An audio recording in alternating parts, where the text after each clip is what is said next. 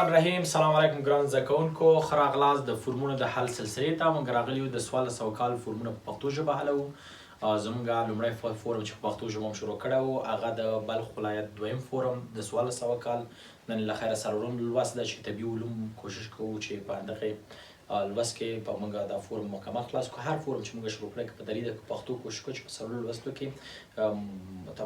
مختلف ویډیوګانو کې په څلور درسو کې خلاص کړو. نو تاسو هم کوشش کوئ چې منظم در سره ګوري او خپل فورمونه خپل در سره حلوي، فورم ته خپل کېنئ، دغه سره ډلوي. استا تاسو کوم تغیرات راځي او کوم جانب باندې چې نه پوهېږئ د ویډیوګانو در سره هغه مکمل ګورئ او بیا بعد دغه نه فورم خپل در سره کار کوئ چې حلول زده کړئ تر څو کانکور کې بیا خپل سوال حل کړی شي. ګران زده کوونکو، موږ راځو خپل څلور سوال ته چې زموږ درسونه رسېدلي وو. 340 سوال د ریاضي ته. نن راځو له خیره دویمه برخه شروع کوو او هغه طبي علوم دي. طبي علوم کې ګران زده کوونکو لومړی سوال چې ده هغه راغلی ده، وایي کم مرکبات لاندې مرکبات وظیفي مرکبات یې ورکړي، وایي کوم د لاندې مرکباتو څخه وظیفوي ګروپ یې اکسیجن نه ده، یا کوم مرکبات د لاندې مرکبات نه اکسیجن داره نه دي. اکسیجن داره مرکبات ګران زده کوونکو زموږ باید په یاد وي چې عضوي کیمیا کې موږ 6 دانې لرو. 6 دانې لرو چې هغه عبارت دي د الکول څخه، ایتر ده، الډیهاید ده، کیټون ده، تیزاب ده او اسیتار ده. دغه 4 دانې چې دي 6 دانې چې دي د ټول اکسیجن داره مرکبات دي، بغیر د دې نه چې دي اکسیجن په ځان کې نه لري. دلته سوال راغلی، وایي کوم مرکبات د لاندې ګروپونه چې هغې د خپل وظیفوي ګروپ کې اکسیجن نه لري. یو چې د الکول ده، الکول خو موږ پوهېږو اکسیجن داره ده، اکسیجن لري. الډیهاید ده لري، ایتر هم لري. هلته امین ده، امین نایتروجن داره دي. ګران زده کوونکو نایتروجن په خپل ترکیب کې لري. نو همدغه څلورم ځواب یې سم ده او موږ همدغه وقع کوو. بل سوال د ګران زده کوونکو راغلی ده چې د لاندې تعامل محصول عبارت ده. مثلا موږ تعامل موږ ته راکړی ده چې سوال راکړی چې HCl جمع اوبه، جمع چې اوبه، اوبو سره تاسو جمع کړئ. دلته د دې حاصل شی کې ګران زده کوونکو تاسو پوهېږئ چې تیزاب دلته دا HCl چې د هایدروکلوریک اسید ده د اوبو سره تعامل کوي. کله چې دا په اوبو کې موږ اچوو دلته څه کېږي؟ دا تجزیه کېږي. سره هم تجزیه کېږي، هایدروجن مثبت او کلورین منفي جوړېږي. صحیح ده؟ دغه هایدروجن مثبت چې ده یو طرفه اړیکه د اوبو سره جوړي، یعنې دې سره تعامل کې هایدرونیم آیون جوړېږي. دلته چې لیکو کلورین منفي جمع HCO مثبت د هایدرونیم آیون چې د دې تعامل محصول دغه شی ده چې ځواب هم راځي. ګران زده کوونکو اول ځواب یې ده کلورین منفي او هایدرونیم مثبت. بل سوال د 440 سوال د ګران زده کوونکو راغلی چې د درم اصطلاح څه معنا ورکوي. مثلا اپیدرم چې موږ وایو که نه، اپیدرم یعنې درم دا شی چې وایي دا څه معنا ورکوي؟ درم جلد ته ویل کېږي، پوستکي ته. پوستکي معنا یې څه ده؟ پوستکي دلته مثلا ویښته دي، جلد ده، عضله ده او اغزي دي. نو دلته موږ ورته څه وایو چې دا موږ ته چې راښیي؟ موږ ته موږ پوستکی راښیي. یعنې درم معنا څه ده؟ جلد یا پوستکی. بل سوال ګران زده کوونکو راغلی ده، وایي په لاندې تعامل کې چې تعامل یې موږ ته دلته راکړی ده، مثلا موږ ته ویلي فاسفورس جمع NH4 ClO4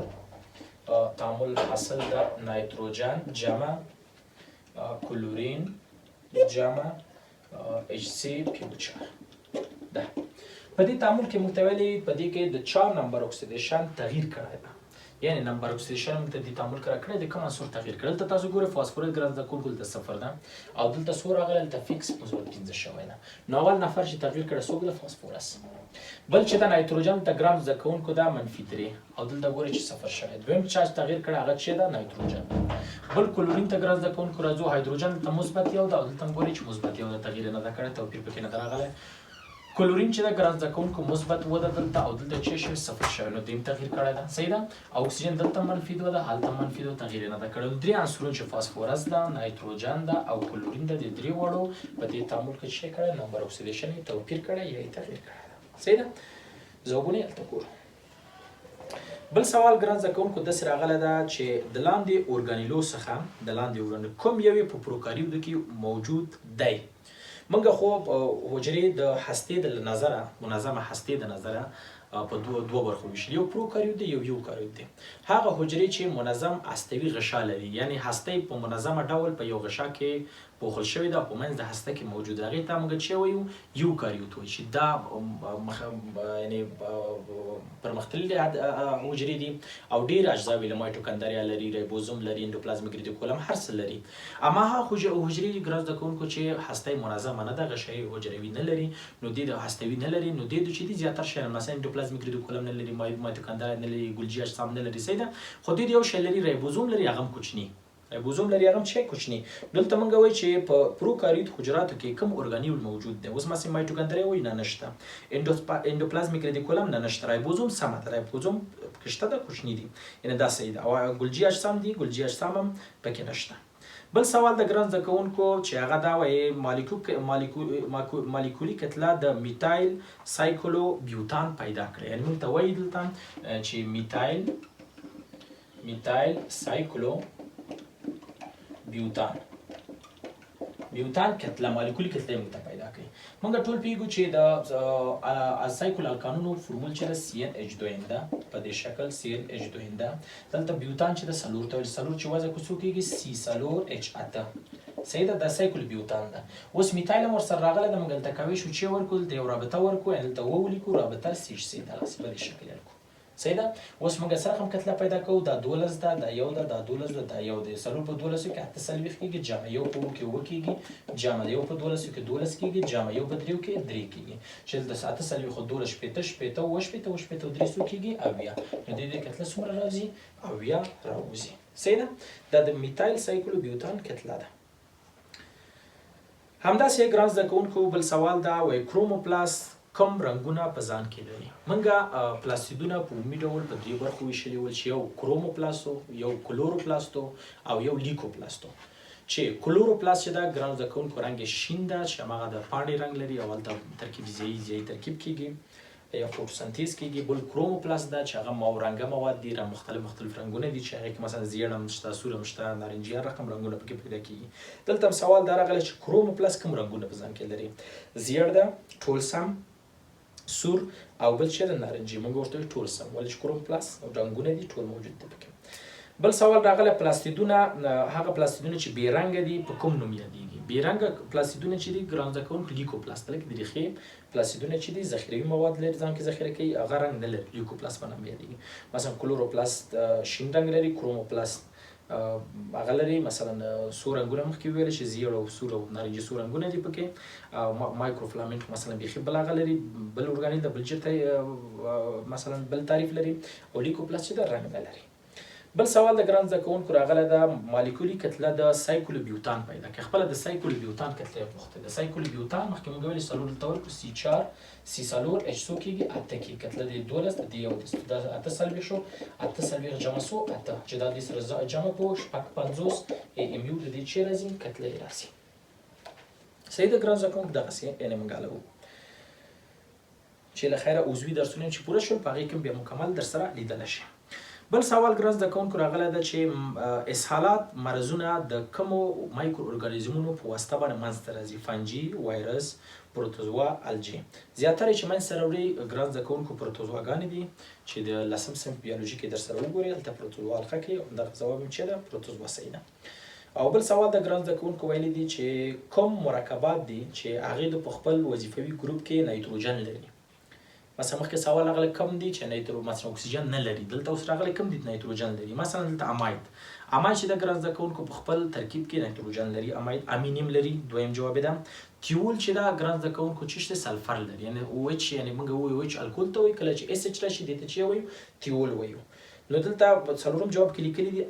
امین او امیدونه دا صحیح ده امین هم نایتروجن دار دي او اماید هم چې دي نایتروجن دار دي همدغه ځواب ده بل سوال راغلی ګران زده کوونکو 55م سوال دا وایي عضلې د حرکت د نظره وخت چې کله وایي فلکسور کوم نوع عضلات دي فلکسور چې دي ګران زده کوونکو انقباض کوونکي عضلې ته ویل کېږي اکستنسور مثلا انبساط کوونکي عضلې ته ویل کېږي دا چې د فلکسور ده انقباض کوونکي عضلې ته ویل کېږي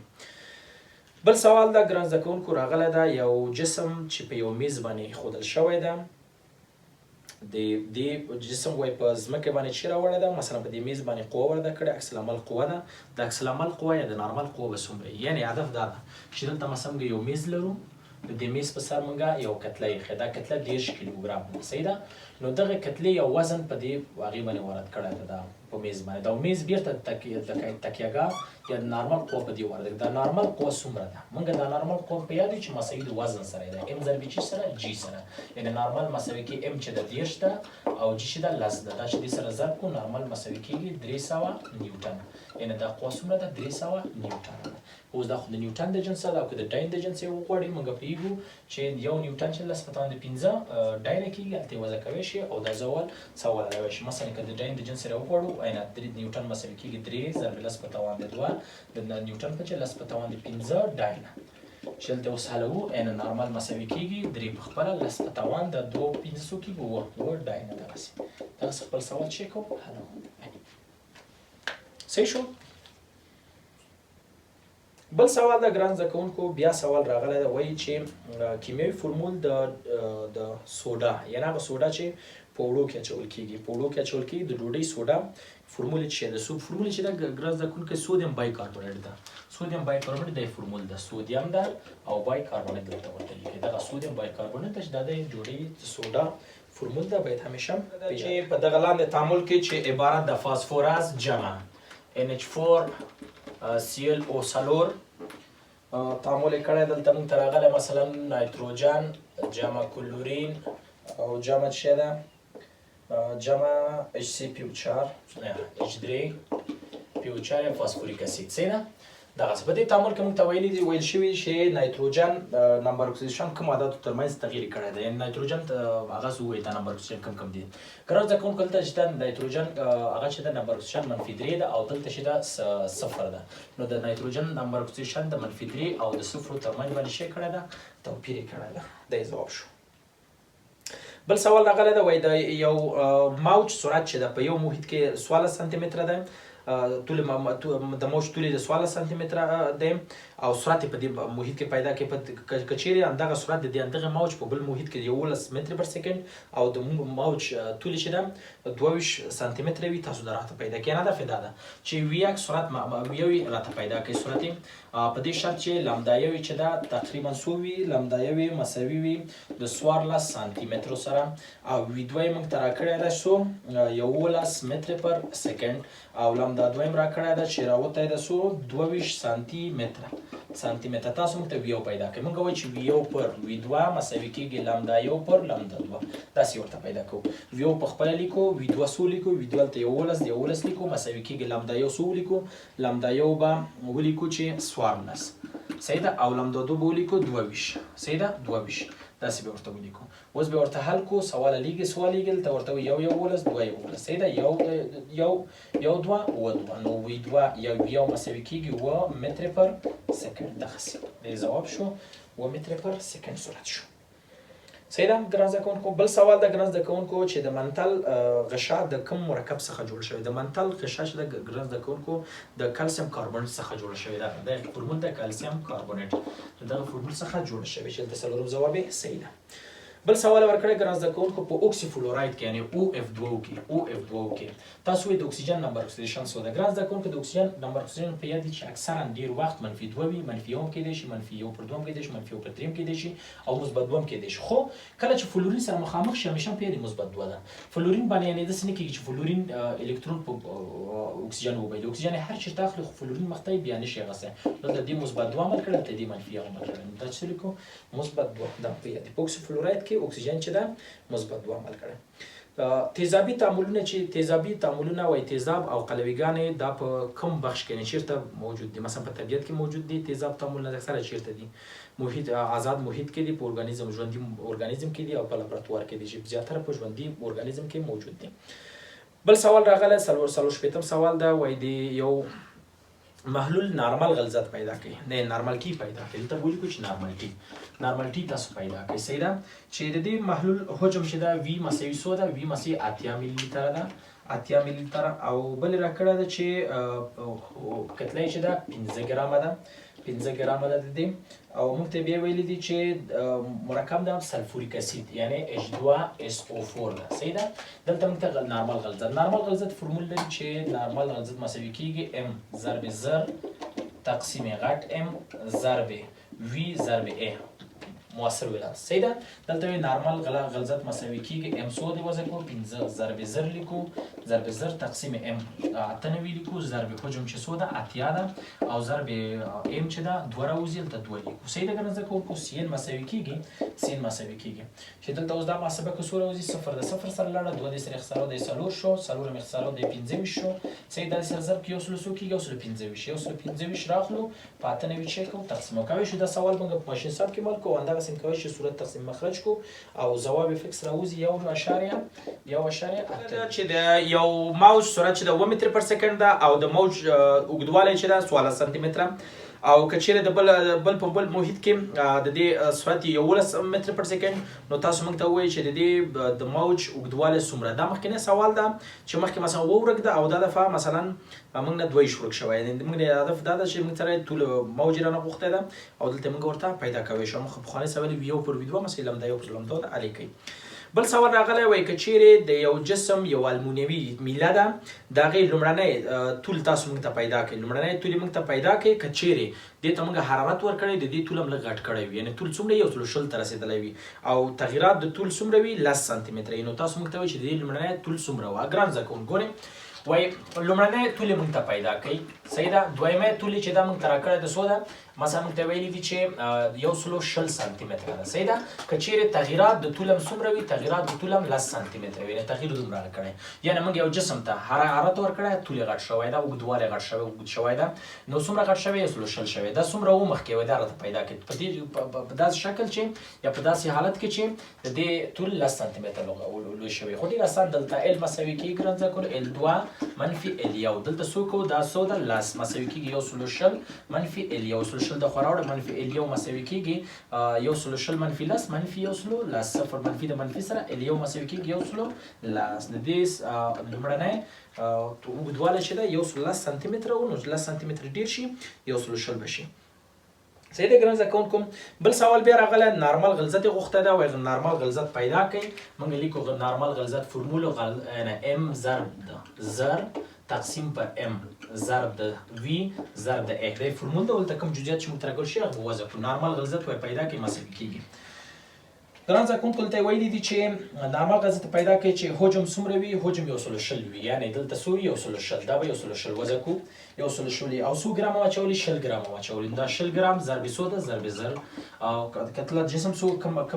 مرکب راکړی ده مرکب کم ده په داسې شکل ډول چې دا سلفوریک اسید وي. سلفوریک اسید کتله یې ده 99 د ضرب ده ام چې ده 2 راوځي که نه ولې چې 2 دانې هایدروجن لري. دا چې موږ ضرب تقسیم کوو ګران زده کوونکو څو کېږي 0 د 0 سره لاړه دلته مثلا 2 د شپږ شو شپږ هم مثلا اختصاروی شو دې سره دا یو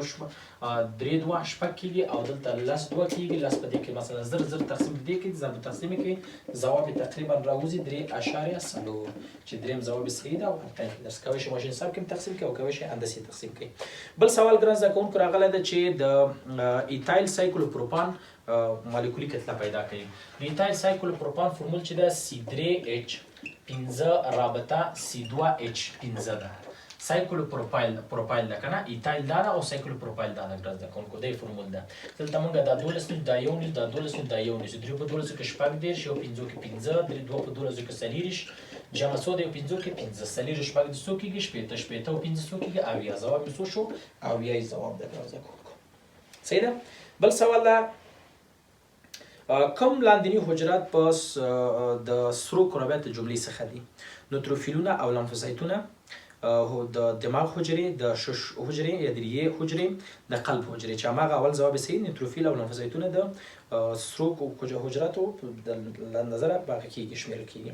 بل سوال راغلی ګران زده کوونکو که چیرې د یو جسم ظاهري عمق ظاهري یعنې کله چې موږ اوبو ته ګورو ته اوبو لاندې یو جسم ده ظاهري شکل موږ د یو چېرته ښکاري اصلي په بل چېرته وي یعنې بل چېرته هغه مثلا که داسې رسم کړو دلته تاسو وګورئ دلته سترګه ده که نه دلته سترګه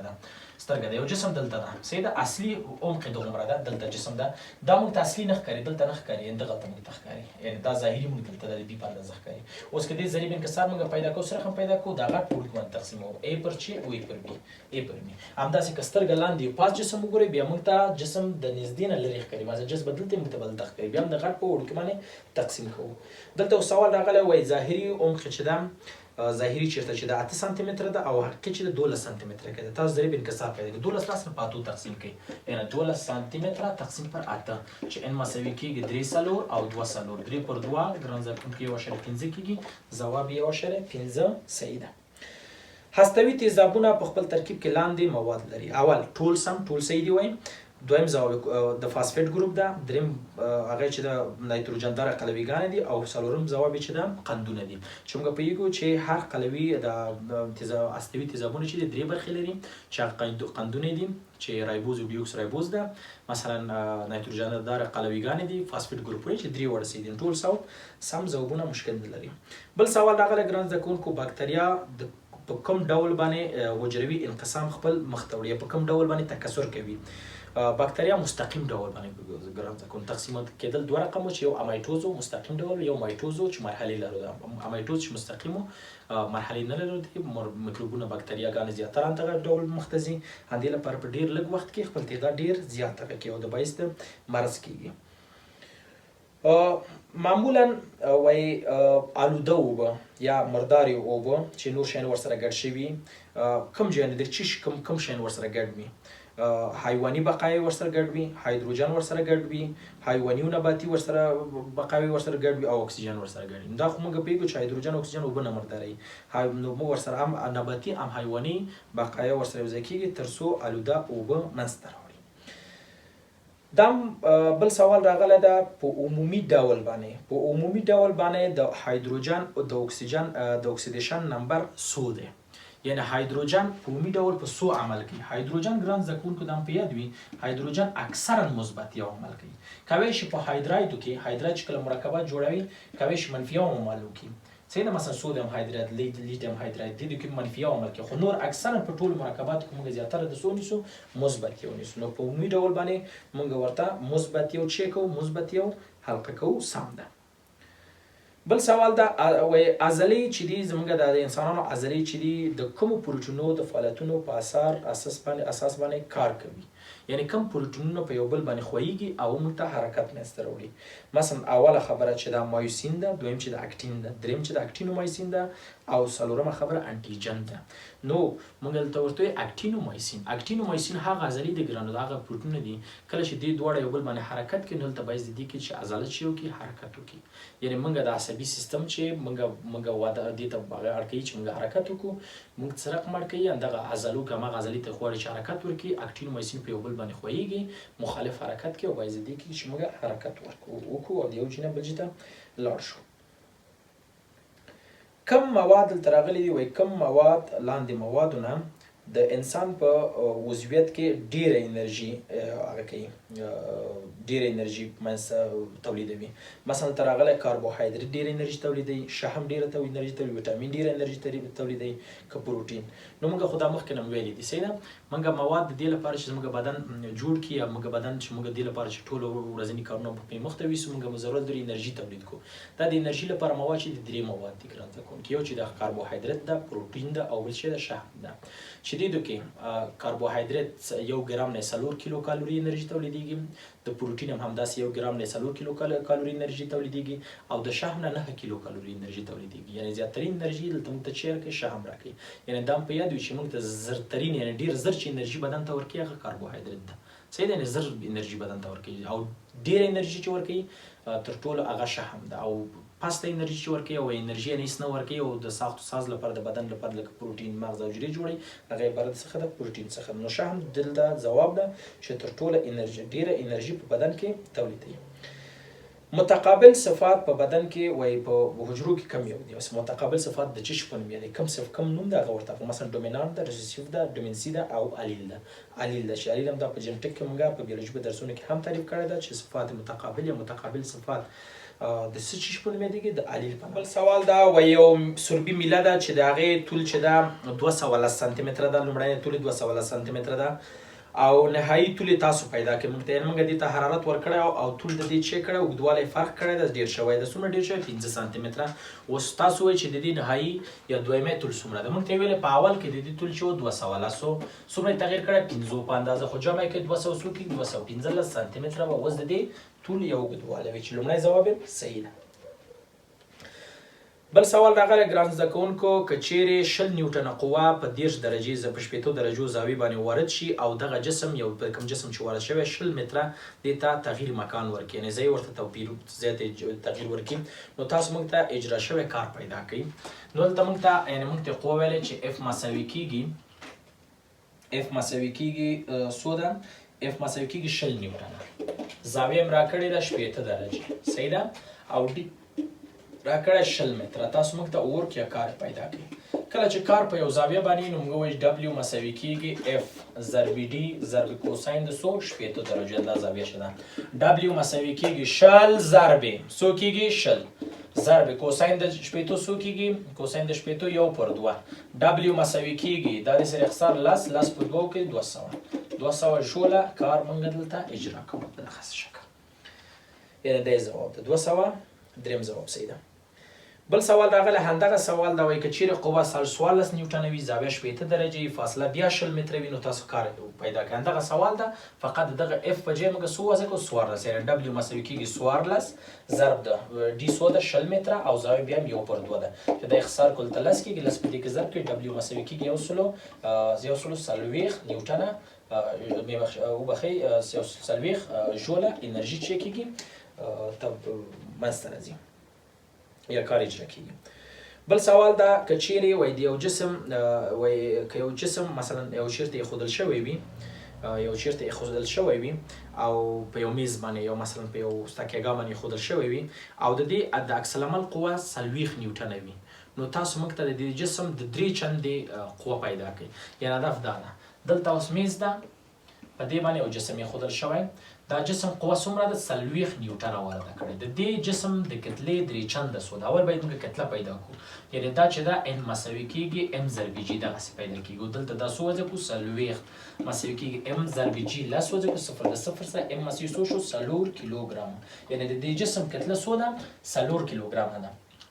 اوس دا چې 3 چنده کړو د دې کتله 3 چنده شي 3 ضرب 4 12 کیلوګرامه کې یعنې اصلي کتله د دې جسم څومره ده 12 کیلوګرامه ده کله چې 3 چنده شي صحیح ده که نه زده کوونکو بل سوال دا وایي یو شخص ده په لفت کې قرار لري کتله یې څو ده کتله یې ده 80 کیلوګرامه M مساوي ده 80 کیلوګرامه 80 کیلوګرامه ده شخص په لفت کې درېدلی ده عمودي ډول باندې دا وایي حرکت کوي که چیرته وایي د جسم شتاب دغه د خپله د لفت شتاب A مساوي شي 2 متر پر سکند مربع نو تاسو ماته ووایي چې که لفت پاس لاړ شي نو قوه به څومره وي نو کله چې لفت پاس ځي قوه ګران زده کوونکي داسې پیدا کېږي چې M ضرب G جمع A داسې پیدا کېږي لفت پاس هم تللی شي کله چې لاندې راځي منفي کوي کله چې پاس ځي جمع کوي او کله چې سکون رد کوي یا حرکت یکنواختي جې مثلا تعجیل ونه لري شتاب ونه لري نو دلته بیا د صفر وضع کې M ضرب G کېږي M مساوي کېږي دا څو کېږي F مساوي M څو وضع کړو 80 ضرب دی G څو ده 10 جمع څو ده 2 چې دا راواخلو سره جمع کوو ضرب یې کوو 840 نیوټنه قوه دلته منځته راځي صحیح ده بل سوال د ګران زده کوونکو چې آخري سوال دا وایي ظاهري عمق د یو هاوس چې د 2 متره ده او حقیقي چې ده 3.2 متره ده تاسو د انکسار ضریب موږ ته پیدا کړئ یعنې انکسار ضریب اول جمرت ویل چې H د حقیقي چې د 3.2 ده او ظاهري چې د 2 متره ده N چې پیدا کړئ غټ په کوډو کې تقسیموي 3.2 تقسیمې 2 دا چې په دې تقسیم کې یو اشاره څو کېږي یو اشاره شپږ انکسار ضریب یې 2 کېږي چې دا 15 سوال و او هیله ده چې تر دې دمه پورې د څلورو ویډیوګانو کې د ټول درسو باندې په پښتو ژبه پوه شوي اوسئ صحیح ده دا ګران زده کوونکو د بلخ ولایت دویم دور فورم د 1400 کال په پښتو ژبه حل هیله ده چې یو شی هم ترې زده کړي بیا هم د فورمونه حل د ګران زده کوونکو کیدای شي مثلا بعضې موضوعګانې کمې تشریح شي ولی چې هغه موضوعګانې مثلا فقط فورم کې راځي او هماغه ځای زه غواړم تشریح کړم نو بیا ډېر نه کېږي چې هر خو د هغې تعریف هم ووایو د هغې ټولې خبرې هم پکې وي هماغه لږ لږ معلومات ورکوو تاسو هم باید تکړه اوسئ هغه خبرې باندې هماغه نظام پوه کړئ کانکور کې بیا راغلل هماغه ورکې حل کړئ صحیح ده او عمومي درسو لپاره چې غواړئ چې ټول زده کړئ بیا هغه د عمومي درسونه هماغه سره در سره ګورئ الجبر اندازې فیزیک کیمیا ټول تر اخره پورې ګورئ حتما داسې ول نه بیا تاسو خپل هم در سره نوی شئ نو نن درس دومره بس ده له خیره بله ورځ به بل فورم شروع کړو ښه ورځ ولرئ په مخه